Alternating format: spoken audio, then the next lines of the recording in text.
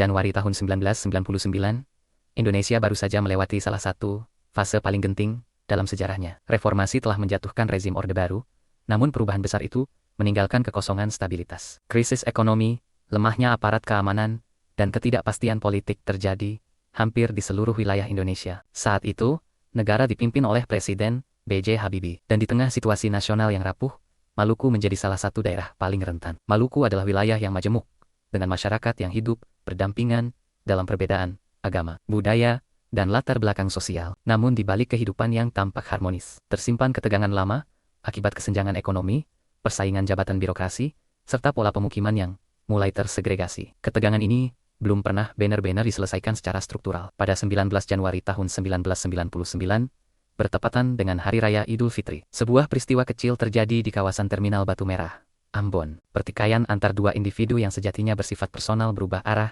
ketika isu berkembang liar. Dalam suasana emosi kolektif yang tinggi, kabar tersebut ditarik ke ranah identitas kelompok dan agama. Informasi yang tidak terverifikasi menyebar dari mulut ke mulut, memicu kemarahan massa. Dalam hitungan jam, situasi memburuk, bentrokan pecah di berbagai titik kota Ambon. Massa saling menyerang, rumah warga dan rumah ibadah dibakar, fasilitas umum dirusak. Warga panik dan mengungsi ke wilayah yang dianggap aman berdasarkan identitas kelompok. Kota Ambon perlahan terbelah secara sosial dan geografis. Aparat keamanan yang saat itu masih dalam masa transisi, pasca pemisahan TNI dan Polri, dinilai tidak siap menghadapi konflik horizontal berskala besar. Penanganan awal yang lambat dan koordinasi yang lemah membuat konflik tidak terkendali. Saat itu, Panglima ABRI dijabat oleh Jenderal Wiranto.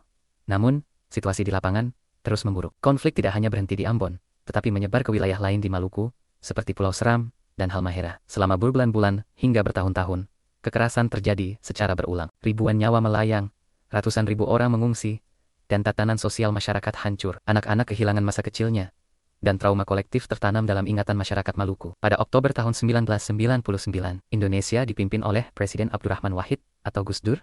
Ia mengambil pendekatan berbeda, dengan menekankan dialog, rekonsiliasi, dan penyelesaian damai. Pemerintah mulai melibatkan tokoh agama, adat, dan masyarakat sipil untuk menghentikan siklus kekerasan yang terus berulang. Upaya tersebut mencapai puncaknya pada Februari tahun 2002 melalui Perjanjian Malino II yang dimediasi oleh Yusuf Kala. Kesepakatan ini menandai berakhirnya konflik secara resmi dan menjadi dasar rekonsiliasi di Maluku. Kekerasan mereda, masyarakat perlahan membangun kembali kehidupan mereka. Namun, meski konflik telah berakhir, luka sosial tidak serta-merta hilang. Kerusuhan Ambon 1999 menjadi pengingat bahwa konflik kecil, jika bertemu dengan situasi nasional yang rapuh dan kegagalan negara hadir tepat waktu, dapat berubah menjadi tragedi kemanusiaan besar.